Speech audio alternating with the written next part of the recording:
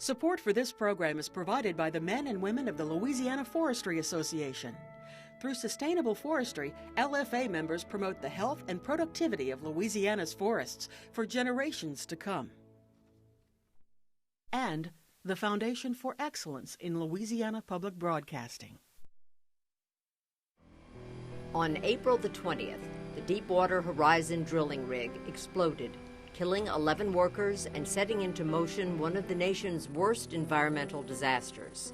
3 months and nearly 5 million barrels later, the leaking well has been capped. Estimates indicate between 25 and 79% of the oil remains in the Gulf, posing unknown risks to Louisiana's coastal environment and fisheries. Concerns about the safety of offshore drilling following the accident led to a temporary federal moratorium, a move that Louisiana business groups and political leaders say is crippling the oil and gas industry. Fishermen who sat idle for months saw not only their income plummet, but consumer confidence in their product, a situation that may take years to restore. While BP has paid out nearly $370 million to those affected by the spill, thousands are still waiting to hear about their claims. Louisiana Public Square explores what lies ahead for our state's landscape and livelihood on Crisis in the Gulf, Louisiana and the oil spill.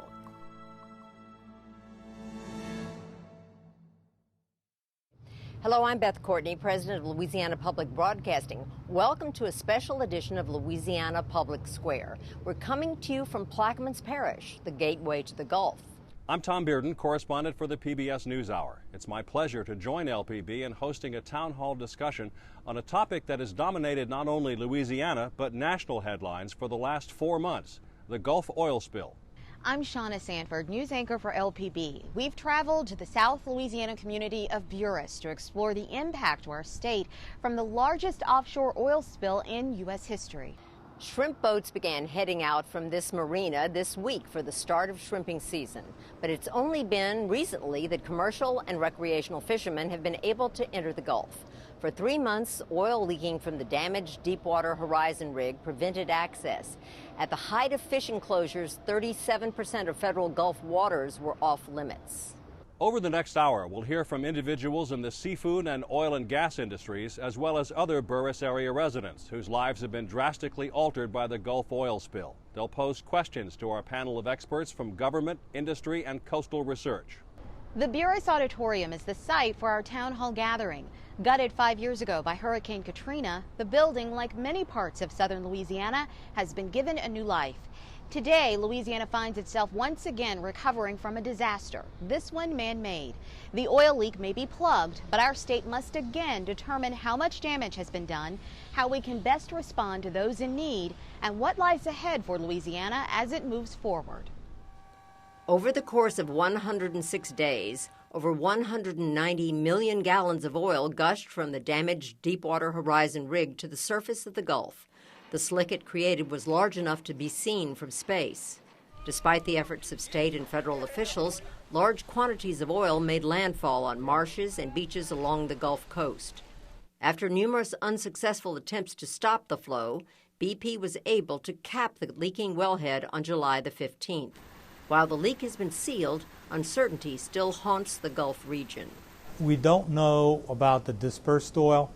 We don't know about the oil that is still sitting below the surface that could come ashore. So this is oil that's going to be partially weathered. And that oil may be a little more toxic than we want it to be compared to the original oil itself. Dr. Ralph Portier is an aquatic and marine toxicologist with LSU School of the Coast and Environment. He is skeptical of a recent NOAA report that indicates that most of the oil from the Gulf is no longer in the water. Even if we use the federal model that says maybe only 26% of the oil is left, which again I feel is erroneous, we're still talking about somewhere around 50 to 60 million gallons of oil. So that's still a lot of oil. Portier believes there has been more oiling of Louisiana's marsh vegetation than has been detected in flyovers, a big concern for a state that loses a football field of coastline every day. He is also concerned about the long-range impact of chemical dispersants on marine life. Biologists have recently discovered oil in crab larvae, samples pulled from across the coast. If dispersed oil is interfering with the life cycle of these crustacea, then next year's crab catch may be significantly reduced compared to this year. This news may come hard to Southeast Louisiana's seafood industry, which has already been brought to a near standstill following more than 3 months of federal water fishing closures. The biggest challenge we're going to have is the brand of Louisiana seafood. In other parts of the United States, we need to rebuild that brand. Ewell Smith is with the Louisiana Seafood Promotions and Marketing Board. He says even as federal waters reopen, it will take the support of public health agencies and the Food and Drug Administration to restore consumer confidence and demand. And so far, we've got a clean bill of health and everything, so we really need to get that message out, and they're helping us do that, and we can continue to do that. And we need to be very transparent. We need to be very cautious about how we move forward with opening fishing areas and what we're saying to the public about the safety of the seafood. Aaron Viles is with the Gulf Restoration Network. He says Louisiana should move slowly in light of the uncertainty of the long-term effects of oil and dispersants on fisheries. If we start cutting corners or rushing things even more to get fishermen working when significant questions are still out there, I think we're going to lose our market share, and we're going to end up with, yeah, sure, maybe products coming to dock, but no one's going to buy it. And that means those fishermen who are now kind of off BP's hook, they're going to be left with very little. Under BP's claims process, fishermen losing revenue due to the spill have been able to receive $5,000 per month, a fraction of what many would normally collect monthly from their catches.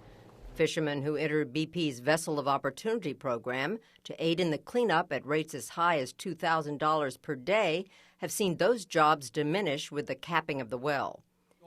Kenneth Feinberg has been named by the Obama administration to take charge of BP's $20 billion escrow fund to compensate people and businesses harmed by the oil spill. As of August 17th, BP had paid out $368 million in claim payments. Thousands are still waiting to hear about their claims. Feinberg has promised to expedite the process. We will evaluate your claim, and if you are eligible, and if you have documented your claim, you will be paid in 48 hours if you are an individual.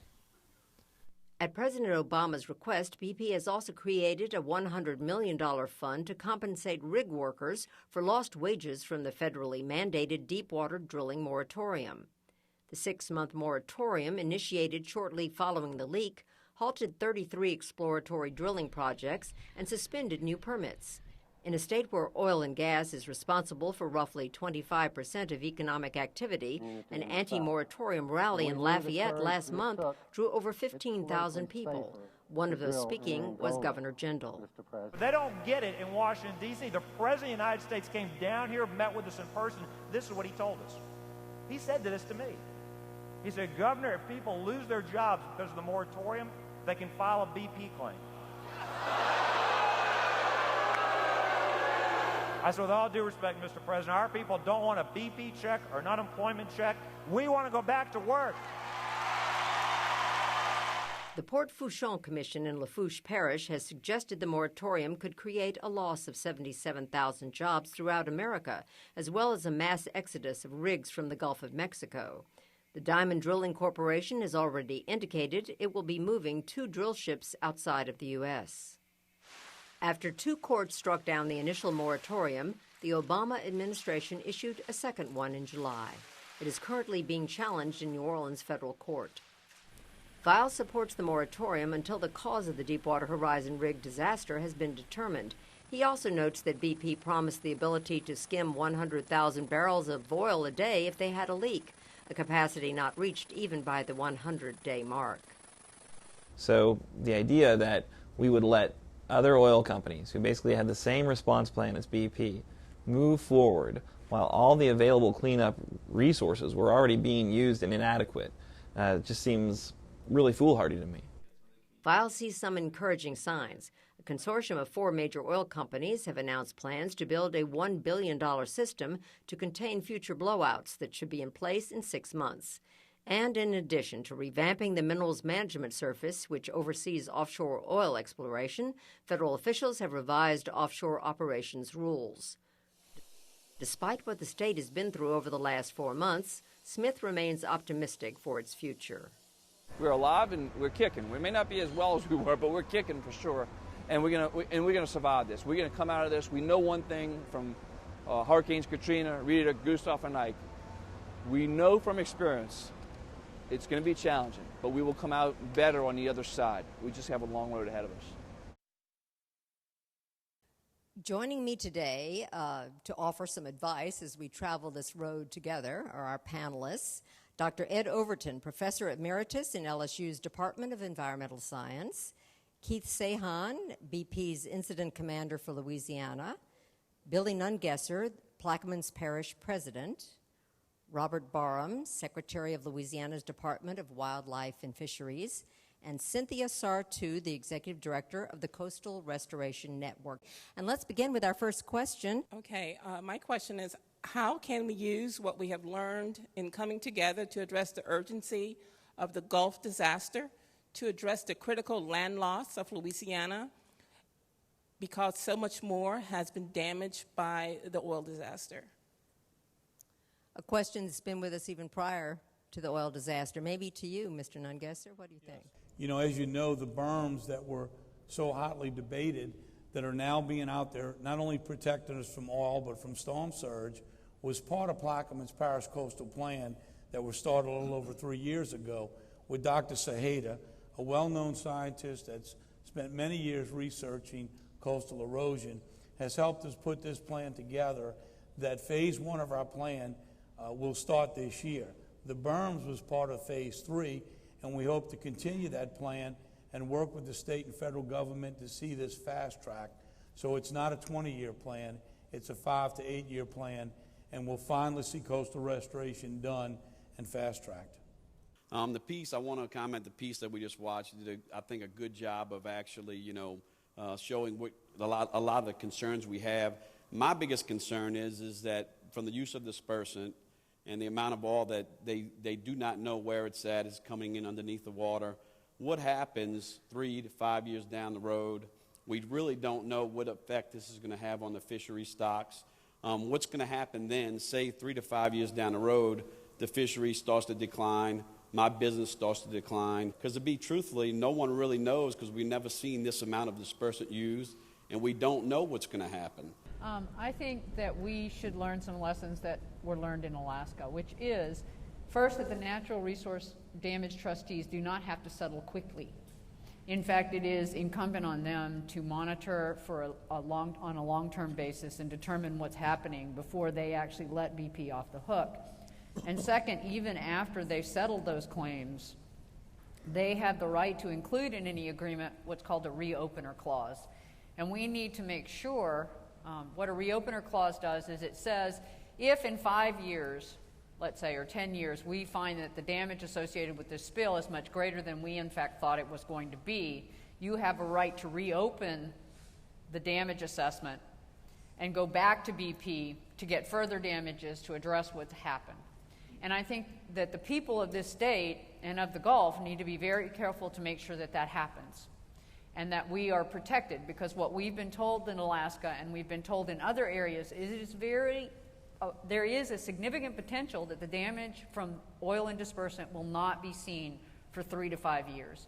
That it in fact may have affected spawn much more than it does adult fish, and that it may be having some other impacts on their health. And so long-term monitoring and an ability to hold BP accountable for what may come up in the long term is critical to this state and the resources of the Gulf of Mexico.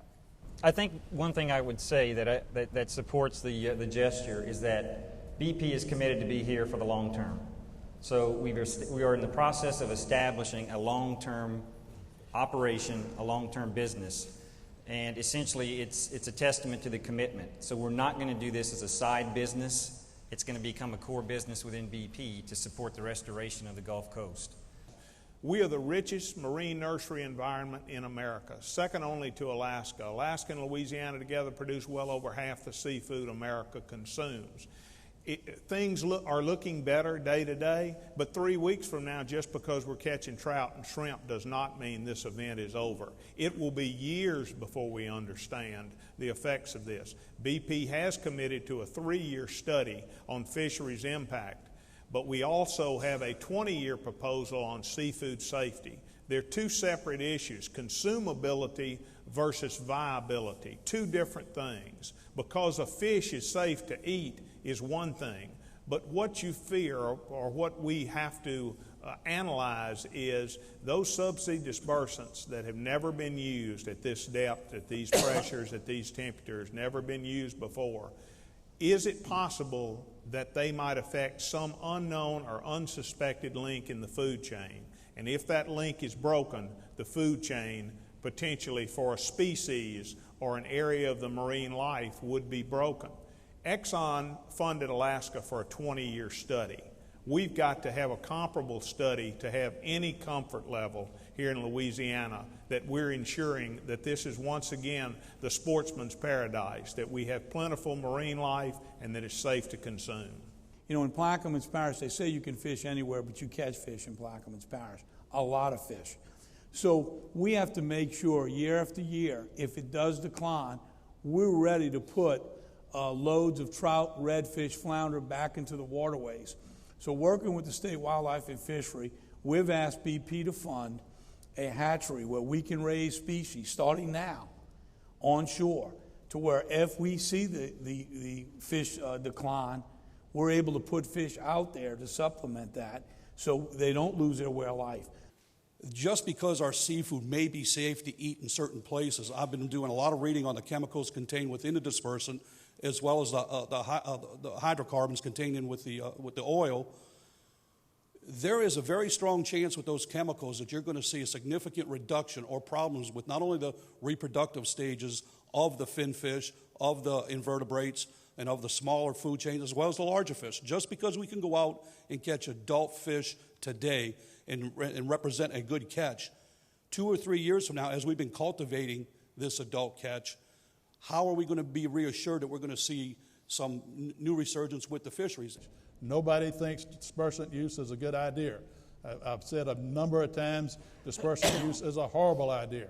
The only more horrible idea is perhaps not using dispersants. So it's a trade-off between what resources are going to be more damaged, the offshore resources or the onshore resources.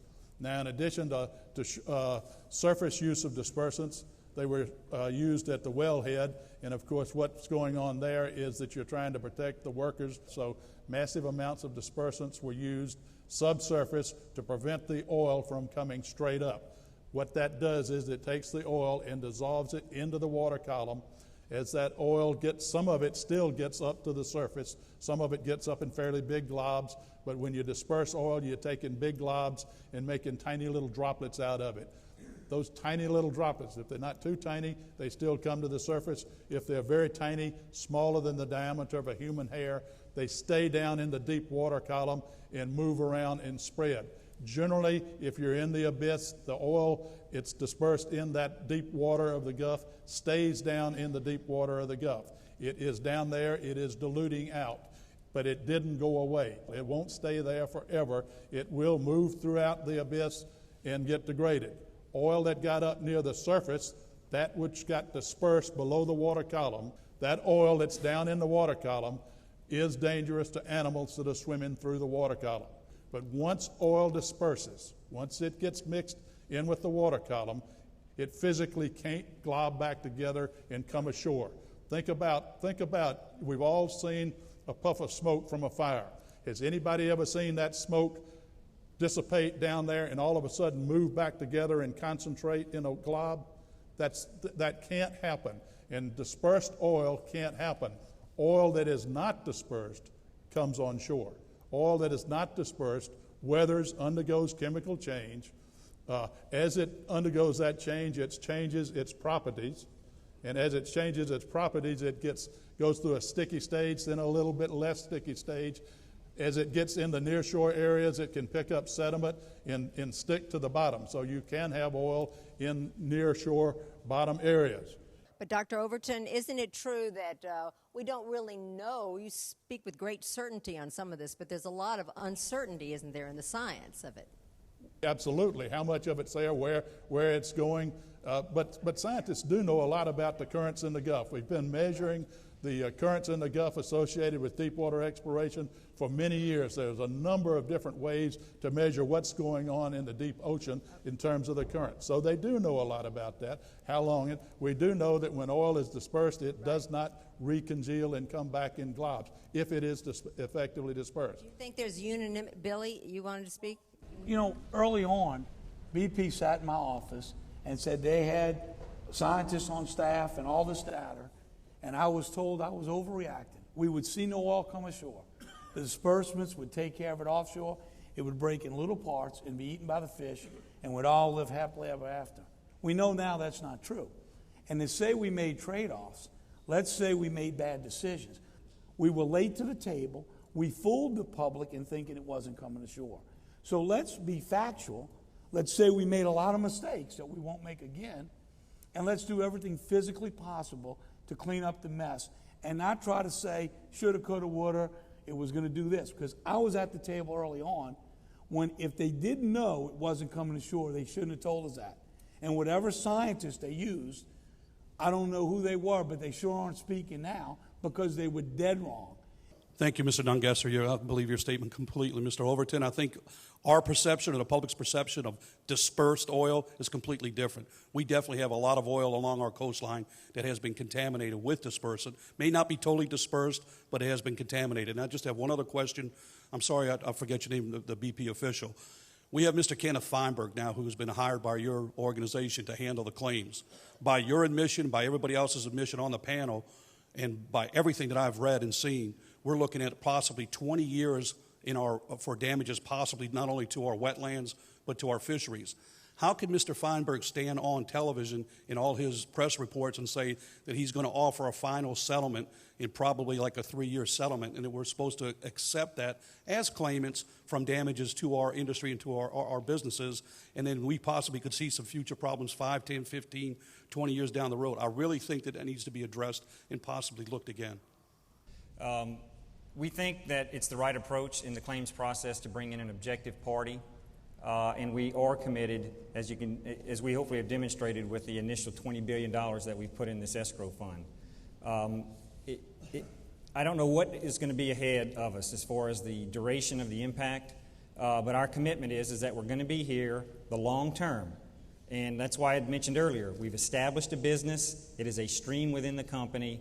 It's going to be dedicated to restoring the Gulf Coast, both environmentally and commercially.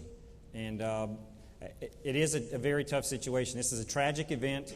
There's nothing I can say that can take that away from anyone. I think what we want to do is hopefully come back into these communities and let them know that we have remorse, that we want to help, and that we're going to do everything we can to get people back to their normal lives. Because I know all of you would much rather be back doing normal things than here trying to figure out, all these variables in your life. One of the fishermen in Alaska gave the warning that really the legal process does not cover future damage from loss of a resource in terms of an individual fisherman. At least that's what the fishermen in Alaska found out the hard way. That in fact, if you, and you need to be careful about this, if you settle a claim and you settle it next week, you're waiving any right to go back against BP or anybody else for any damage related to your business in terms of you as a fisherman. But you also need to weigh the fact that as you go forward, it may be more and more difficult, at least if y'all don't get together and actually try to determine what is an industry you would have brought in on an annual basis over a period of time that you then see diminishing, if you see what I'm saying. If you look at it on a year-by-year basis, it's much more difficult. If you look at it as a community over a 5 or 10-year basis as to how much we would have generally made and this is what we're making, you may have a better argument. And you really need to talk to some attorneys about it to see, what needs to happen. Because the problem is that the law in terms of individual claims, not in terms of the state, but in terms of individual claims, makes it very difficult as time goes on, once they reopen the fisheries, for you to actually make the claim for loss of business. Because once they reopen, once the state reopens a fishery, it's presumed that you can fish. All right? And so then it becomes incumbent on the state to somehow show that there's a diminishment of fishing capacity. Because otherwise the presumption is that each fisherman, once a fishery is open, has the ability to make money off that fishery. I'm sorry, I didn't interrupt. And I will comment that we're going to work with all the fishing component parts of the industry, the oystermen, the shrimpers, the fin fishermen, the guides, to document that. And that's why we have to have a long-term commitment from BP. It won't work to say we're going to fund 3 years of study and things may be great 6 months from now. We've got to study this for a long period of time. So you can be sure we're going to be putting together the information so that we can keep viable industries, not just the individual, but a component part of our seafood provision system. One thing I want to clarify that was stated, and correct me if I'm wrong, Ken Feinberg is going to come back next week. He's going to make, within 48 hours, the 6-month commitment. And that's going to make everyone supposedly whole for this season. Then, after that, they will, if they think the crabbing is going to be bad for 3 years, they will then come back, and whatever they gave you in that 6 months, they'll give you 3 years of that. Then you will be asked to sign a release. But the 6 months, so I don't want to confuse that, where people walk away from this short-term commitment by BP, which is somewhat of the extension of the $5,000 a month. But in some cases, if you made $10,000 a month for that 6 months, you would then get $60,000 in this first settlement. The long-term settlement, where they are asking you to sign a release, has not been determined.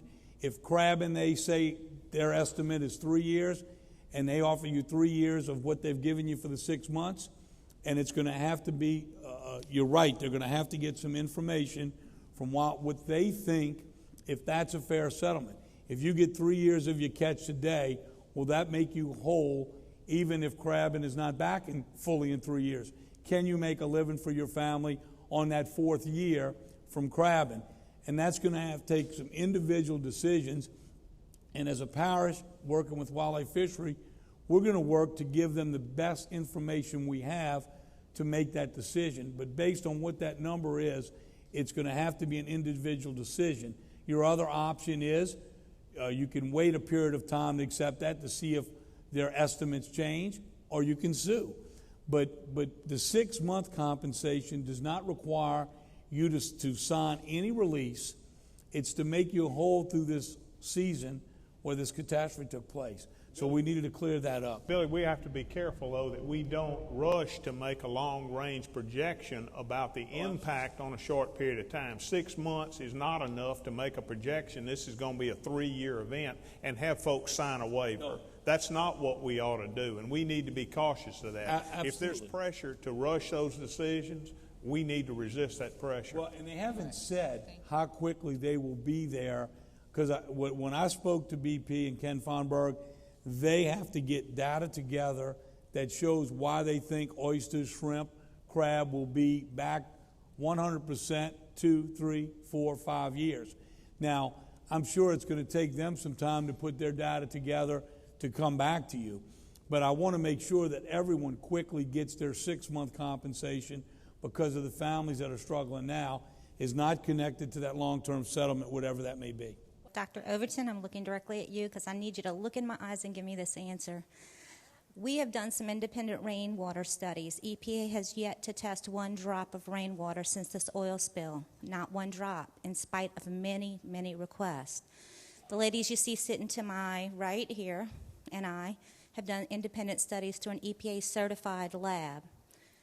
How do you feel about the chromium and the VOCs and the aluminum and the chloride at 650 parts per million that's falling on our parish, on parishes on the Gulf Coast, on our crops, in the food we eat, our livestock. I was intrigued that you used that smoke cloud analogy, because guess what? It is reforming up in the sky and dropping down on us. Well, I haven't heard this report. You know, we've looked at the metal content in the oil.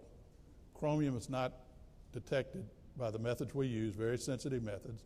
Aluminum, nickel, and vanadium are the two metals that are in the oils, typically in oils, and they're at the part per million level in the oil. So if you found chromium in some of these other things, it's entirely possible it may be in the rainwater. But how do you attribute that to the oil if it's not in the oil? You can't make chromium if it's not already there. So I don't know an explanation for your answer.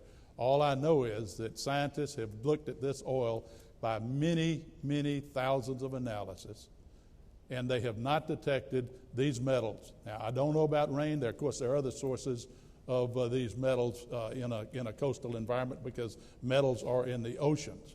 But being in the rainwater and coming from the oil, if it's not in the oil, it's hard to see how it can get in the rainwater. Somebody in the federal government has to step up to the plate and say, we are going to check rainwater, everything we can check, to make sure this thing is not bigger than we thought it was. And listen, I'm going to tell you, over the last couple of weeks, we've had great meetings with BP. We've made a lot of progress. They want to, and the people I've been meeting with, they want to make sure the tests are done the right way. They want to make sure this thing is cleaned up right. And I really believe they're starting to work as a team. But we need that team effort, and we need to make sure the federal government doesn't just want this to be swept away. And that's the way we're feeling sometimes, that these federal agencies come down here and take a helicopter ride and say everything's fine. They're the ones that need to be testing the rainwater and everything else.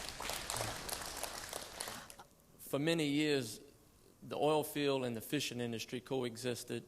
There's obviously there's going to be setbacks in the fishing industry.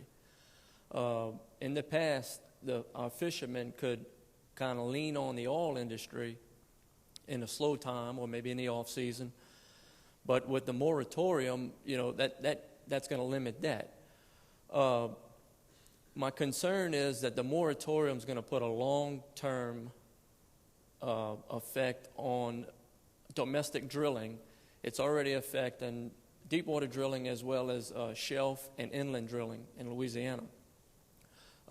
My question is, what's being done to express the urgency to President Obama about lifting the moratorium? You know, that is something that Plaquemines is number one in seafood and number one in oil and gas in the state of Louisiana. So we have coexisted. We presented to a plan to President Obama in Grand Isle that was put together by many of the people here in the room, called the 66-man plan. We have 33 deepwater rigs, 33 men or women out there, just like the air marshals, swear to uphold the laws of the environment and the safety of the people. A rig marshal that works for the federal government would make them 99% safer tomorrow. We asked the president to consider that. There's also a fourth blowout preventer, cost $500,000. If that would make the commission at ease, put that. If the president wants us to paint the rigs yellow, give us the bucket, let's start painting. But let's not put 6 months between us, because those rigs that are leaving won't be back in 4 or 5 years. They will never be back. There's enough drilling off Africa and Brazil to keep them there forever, and we will become more dependent on foreign oil. Here recently, I've spent the last 5 days working full 12-hour days on what we've learned in responding to this type of an incident. Because BP feels that we've learned a large amount about coastal protection in the event of an oil spill, that we've learned a lot about this. There's things that we thought we did well. There's things that we thought we should do better. We're documenting those, putting together pretty much a top-to-bottom summary of what that is, and we're going to present it to the new BOEM. And we want to get back to business here. I mean, BP is the largest investor in the Gulf of Mexico oil and gas industry. We're twice the next company. We're almost cumulatively what all the other companies are together. So it's important to us to get back to business. It's important to get the people of Louisiana back to work. But we do recognize that we had a tragic incident, and that we're just not going to jump back in that without proving to the communities and to the government and to Mr. Nungesser that we can do that responsibly. I think we need to take a step back and look at this. We have just suffered a major loss. Yes, I think shallow water rigs should be able to go forward as soon as their permits comply with the law. Now, I don't know why they're holding them up, and that is not something we support. In terms of deep water, there are many unknowns in the deep water, and I think we need to make sure that our regulations cover it. I find it interesting that now the industry is coming together on a consortium to actually be able to address the oil spills that they said would occur. I mean, their plan said they could lose as much as 300,000 gallons to a spill, and that they could actually clean that up in a short period of time. All of their plans are false. They have not been able to meet any of their promises, and I think something like a consortium, I welcome the consortium. I welcome their saying now that they're going to build the equipment before a disaster happens to be able to address it. And I do believe that maybe some of what Mr. Nungesser is saying about having federal marshals, having people who actually do independent monitoring, but they need to be compliant with the law. They need to prove to us that they can actually respond to a spill, and they need to be good citizens. Listen, we know 6 months of a lot of lunches and dinners and a lot of press is not going to make offshore safer. We have the ability, as ConocoPhillips and the big oil companies have stepped up and put $1 billion in this, they're willing to step up and put the money there to make the public feel and know it's safer. And you're right, we should have done it before, but we didn't. But to cripple them and the people that work out there now is another tragedy. It's a tragedy we can avoid. So let's do whatever you want to do. And if BP or anyone says no, then shut them down. Nobody wants it safer more than the people in this room. We're paying the price. But we're saying, let's make it safer today. 6 months is a dog and pony show. Does not make it safer. I told BP, ConocoPhillips, Chevron, these conference calls, I will do anything I physically can to make it safer and help. But we've got to do it now. If it takes 20-hour days or 24-hour days of locking those doors till we make it safer, it's got to be done now. Because a year, 2 years from now, those rigs won't come back. I don't think it has to be 2 years. I think it can be done, but I think the oil industry has to do it. And I think they have to prove to the American people that they are doing it, and I think that that has to be done in terms of their compliance with permits. So nobody is asking to shut them down, or at least nobody in my organization, but they need time. There's a lot of concern about how this is going to impact the future generations. And there are a lot of young people who have their eyes on this and very concerned about it. And I'm joined now by Mallory Martin, who's with the Legislative Youth Advisory Council, and also FLAG, which is the Future Leaders of America's Gulf. Your question, Mallory. Yes, FLAG, which is a nonprofit youth organization. It was started by youth, and it's run by youth. And our basic mission is to educate, spread, and promote awareness about America's Gulf and the importance of it, and not only to Louisiana, but to the rest of the country. And one big concern right now is with the recent discovery of the 22-mile-long oil plume reported by the Woods Hole Oceanographic Institute and others. How do you see the local fishers and shrimpers being involved in the continued cleanup, considering their reported reduced national market? Well, I, for one, think that there's a new effort, which I think would be helpful for some of the fishermen, to actually go out and use fishermen to help monitor the Gulf in terms of taking water quality samples, taking fish samples, et cetera, which would give them at least some supplement to their income to allow them to become engaged. I mean, I don't think you can go out and clean up a plume. I mean, it's just not possible. It is, as Dr. Overton said, it is dispersed within the water column. And so the only thing you can do is try to monitor how it's degrading. And I think fishermen are critical in that. I think they can help us do a lot of what we need to do to monitor over the long term the impact of this spill. And one of the things that we have presented to BP that has been accepted is to leave all of our fishermen the last to leave the oil spill. be out on the front line as we have jack-up boats out there with fishermen working there and the vessel opportunity, and they have agreed to demob all the contractors from outside of Plaquemines Parish, and where they can supplement those boats with local fishermen. And we've worked that out in the last 2 weeks, and we thank BP for doing that. We've also found that a local company, designed some skimmers that can be kept on the deck of the jack-up boat, dropped in the water, put on any fishing vessel. That would replace some of the skimmer boats that have come, that the people are so upset about, that have come from outside the parish, outside the state to work. And we're working with BP to make that change, make that happen.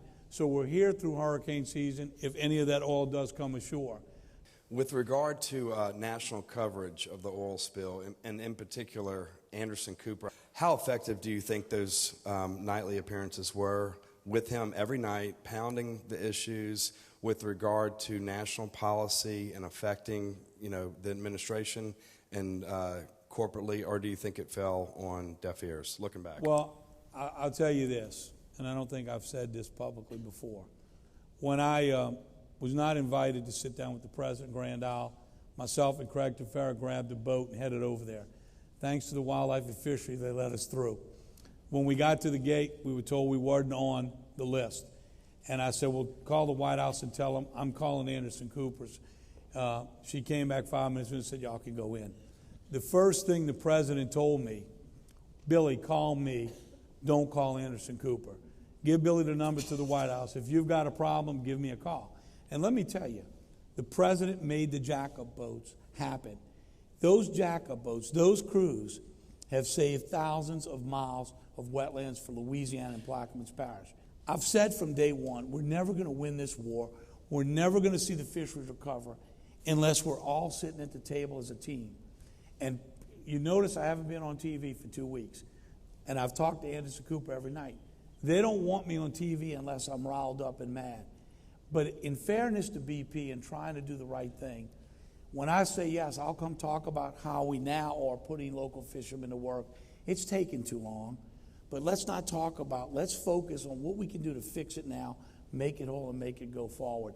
And that doesn't make the news, and that's unfair, but it had a great impact. The Pelicans, the federal, the national media made Plaquemines Parish in South Louisiana on the map, got his attention, and really saved our coastline. So we owe great gratitude to the national media. Getting a message to the right person is so important. We took Mary Matlin and James Carville out, Billy and I, on the day that James went crazy, for lack of a better word. I can remember turning on the TV that night and hearing him say, Mr. President, we dying down here. Well, from that day forward, resources started pouring in. My phone was ringing, and people calling saying, what can I bring you? What can I send you? So when he got to see how shocking it was, what we were seeing in the marsh and what was happening in the oil birds and the cane and the whole environment, and he came back and got on television. He was a voice from the president's camp, and he was telling him directly and publicly, things are bad here, we've got to have help, and things dramatically changed. It wouldn't have happened if we hadn't been able to get the right person there to see it, and he hadn't had that media vehicle to get that message out. It was pretty impressive. Well, it's nice to hear that the media can do something correctly at one point. We've been having a problem that we would say to you that in public broadcasting, we would like to have you on when you're speaking rationally and calmly and not just having a fit. So because we think these are complicated issues, and I am over to the NewsHour correspondent, Tom, to you. I've been an environmental educator for about 20 years, and we have a saying when I speak to the kids, we say what we do to the oceans, what we do to the waters, so we do to ourselves. And so I'd like to know how you plan to address the health issues that have come up. We've got sick people from Grand Isle to Pensacola, and I want to know how you plan to study that and address that issue. I guess that's directed to me. Okay. So we have just recently made grants for public mental health concerns. We also have the fund, the Environmental Study Fund of $500 million that is being allocated right now through universities. We don't know right now. We're not saying, BP is not saying that there will be no health impact, that there could be no mental health impact. What we're doing right now is we're making the right investment and using a cooperative with universities and with the local agencies and some of the other organizations that are interested in this, kind of working collectively to identify what needs to be evaluated, where we need to investigate, and then what kind of resources it's going to take to actually work to mitigate any impact on that. So we continue. The one thing we have in our arsenal as a responsible party are resources. And so BP has been committed from day one. We've done everything we can at every time to give resources to support those kind of tests. I think the commitment we have to be here for the long term means that we don't know every problem that actually could come up, but we're going to be here, and when it does come up, we're going to do something about it. We have people that have already blood tested positive for the ethylbenzene, so the problem has come up in the xylene. And they're very sick. Okay, and I'm assuming that the state health department is aware of that? Because what we look to the state health departments to take those calls, those claims, and address those, and bring us into it as necessary. The Wildlife Federation has been trying to get details on birds and animals that were collected, either alive or dead. What were all the species of birds? What happened to the necropsies on the sea turtles that were found? What was identified as the cause of death? And I don't believe that I've seen anything about the dolphins. And that's only with the wildlife. So going forward, what can we do? And then what I hear from people is, I don't trust the information that I'm getting because there's bits and pieces and there's been so much secrecy. What can we do going forward? And maybe this is addressed to BP and maybe to Wildlife and Fisheries to establish a body of information that is trustworthy, that is transparent, that all of us can look at in order to understand what the next steps need to be. Well, I'll start and then I'll let be. There's no secrecy with Wildlife and Fisheries. Everything we've got, every test result, we're a public agency. We put it on our website as quickly as we get it. Our GOSEP, our Emergency Preparedness Center, has that information. We work with the universities. We're doing scientific research with our federal partners. Everything we have is available and open and freely accessed. I'm surprised when you say you have difficulty gaining some of our information because we have numbers of captured creatures. We don't keep anything back. We give that out every day. I see people in the audience nodding their heads. They're aware of those numbers, and we put it out there. It's there for you. Go on the web on our site or go to the Emergency Preparedness Center. If it's one thing about our department, we're not keeping anything secret. And if you have any trouble, call me directly in Baton Rouge, and I'll get you in touch with someone you need. Our performance across the wildlife response has not been perfect, and we expect higher quality from our response, and we've continued to improve that. Yesterday when Mr. Nungesser met me, the first thing he said was, there's lots of data. I have lots of data. He says, I have no information. And essentially that's a very valid point, which is we're doing lots of testing, but we haven't come forth and met the requirement to actually tell the story.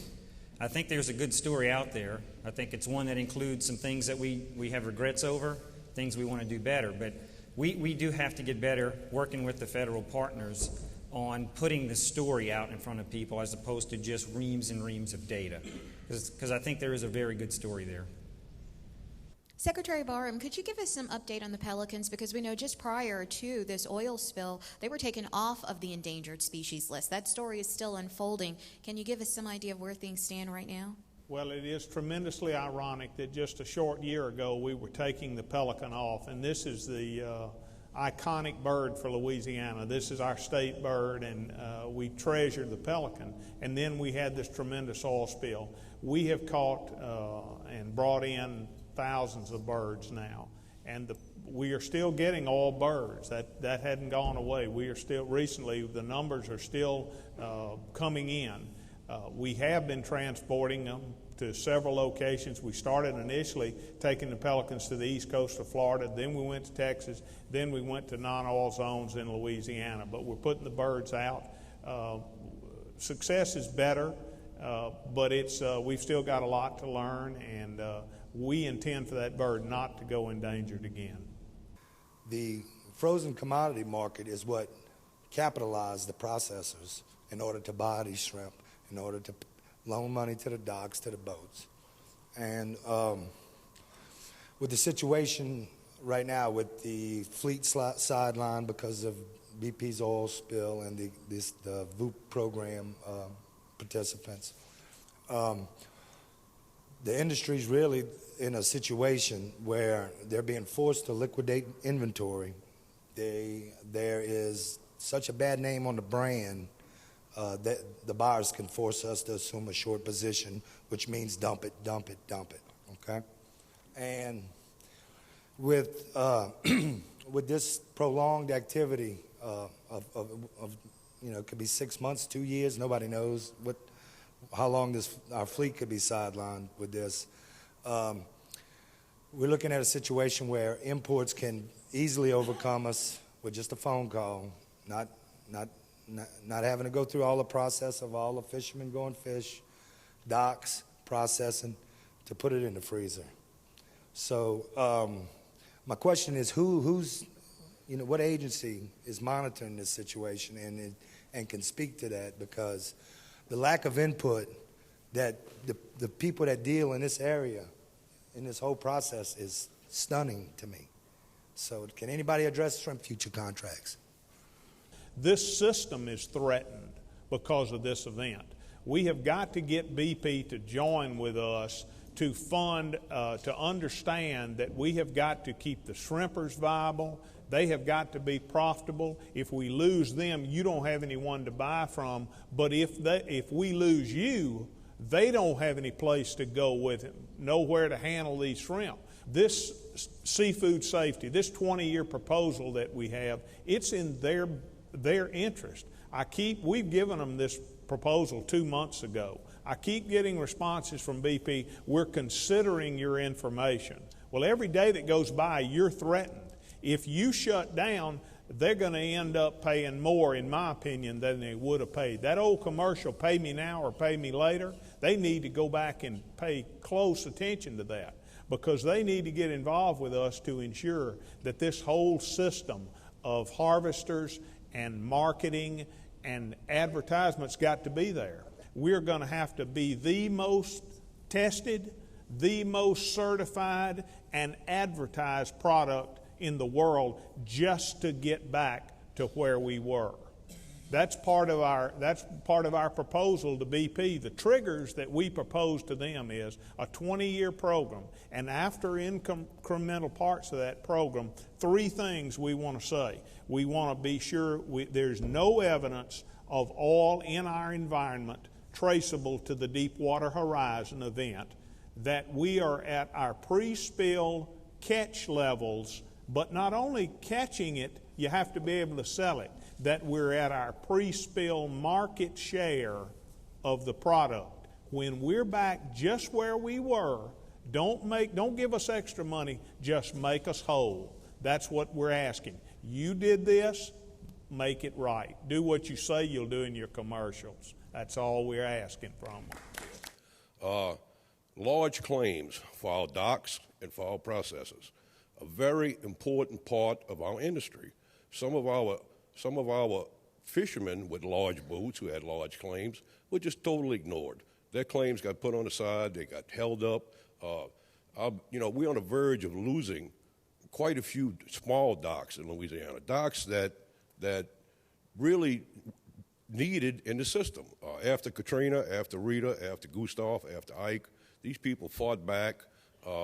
They made large investments, and BP has given them no help whatsoever. Now, Mr. Feinberg says he's going to act on that, and I'm going to take him at his word, and I'm going to see what he can do. Well, so there's one thing I came to realize in this incident is how interdependent an economy is, especially in these coastal areas. And, it's amazing the dependence between the oil industry, the fishing industry, and all the others. And so it's a very fragile system. There's no doubt that this incident, this tragic incident, has had a significant impact on it. I think, hopefully like you think, that Mr. Feinberg is actually going to come in here and help expedite the kind of response to the claims that you'd like to see. I will say this, in whatever side of the Vessel of Opportunity program anyone happens to be on, there were quite large fleets of these individuals that had a very significant impact on collecting oil in this spill. And I think it's a testament to the fact that there were a lot of people here that they just don't want to sit down and figure out how to fill out claims. They wanted to get to work. And so this whole community is made of people that act and respond like that. And I was just proud to be a part of that and watch that happen. Well, I thank you all, and we are over time because this is such a complicated topic, and we want to hear all your questions. We will remain here for some period of time, but we thank you so much for being with us today.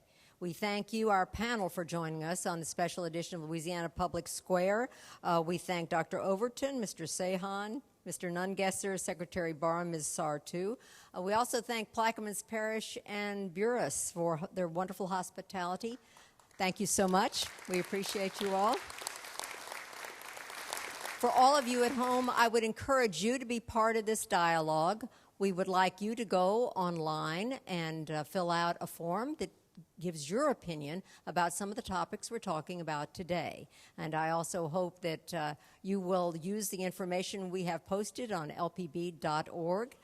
It is indeed our pleasure to be part of this community dialogue, and we hope you join us as well. I thank everyone here in Plaquemines Parish, and again, for all of us at Louisiana Public Broadcasting, good night.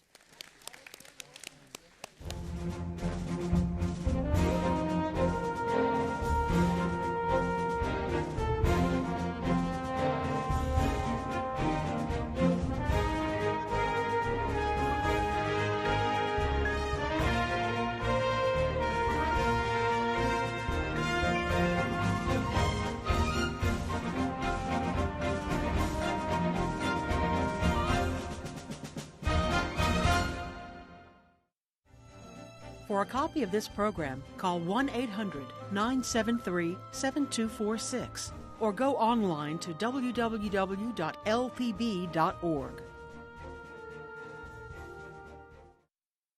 Support for this program is provided by the men and women of the Louisiana Forestry Association. Through sustainable forestry, LFA members promote the health and productivity of Louisiana's forests for generations to come.